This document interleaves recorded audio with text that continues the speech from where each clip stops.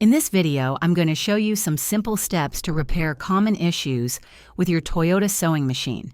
Whether it's skipping stitches, thread breaking, or the machine not running smoothly, these tips will help you get back to sewing.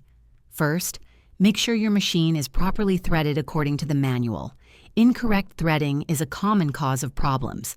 Next, check the needle. If it's bent or dull, replace it with a new one. Clean the machine regularly by removing lint and dust, especially around the bobbin case and feed dogs. Use a small brush or compressed air for this.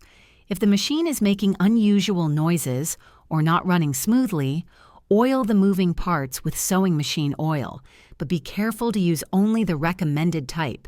For tension issues, adjust the upper thread tension dial and test on scrap fabric until stitches look even.